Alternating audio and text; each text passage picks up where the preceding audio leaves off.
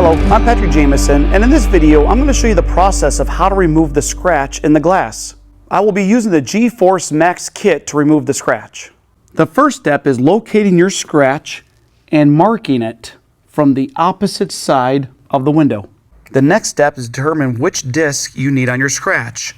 Deeper scratches are going to require more coarse or lower grit compared to a lighter scratch that would use like 1000 grit.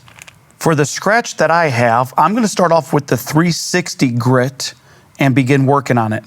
The next step is to adhere your disc to the buffing pad. You'll then screw it on to the buffer, and with the provided wrench, you'll tighten the pad to the buffer. At this time, you want to protect the flooring or the walls with anything that might get ruined. Inside the kit, they provide a splash guard that will stick to the glass. Next, locate the polishing compound and putty knife provided in the kit. You're going to provide a small amount of the compound to the disc. Inside the kit, they provide safety glasses and earplugs. It would be a good time now to put these on. I'm now going to fill the water bottle up with room temperature water. Next, I'm going to pressurize the water feed bottle by pumping it several times,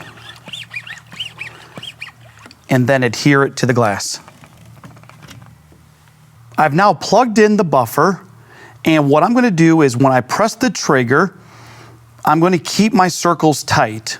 The circle is going to be tight and small, and in the back of the buffer, there's a button that's going to squirt water out from the center of my disc. That's going to help control the temperature of the glass. For best practice, keep the buffer level with the glass, so the buffing wheel should be flat to the glass. Apply more compound when needed. Just remember not to use too much. Lighter amount is better. Periodically, wipe off the residue off the glass and inspect your scratch. The majority of the scratch is gone. This is when I would move up to a 500 grit and continue to feather out the scratch. Eventually I'll get to 1000 grit and polish it off. Inside the kit, you'll have a heat gun that you can measure the temperature of the glass. Depending on the glass, it will tell you a range of the temperature it should maintain at. Having the glass too hot could cause distortion in the glass. Another tool in your kit is a wire brush. Sometimes the compound will start to cake onto the disc. Use your wire brush to get it off, and then apply the light amount of compound back onto the disc.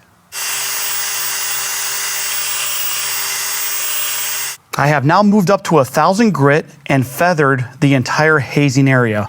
I'm going to remove my splash guard, clean the glass up with my soapy water and paper towel, and then perform the next step.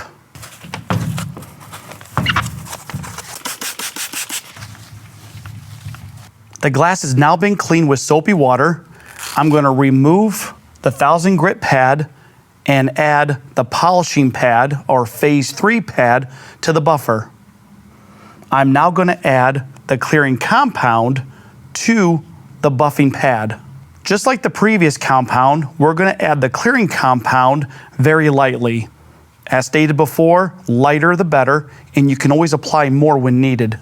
My water feed bottle is pressurized, splash guard is in place. I'm ready now to use the clearing compound on the glass.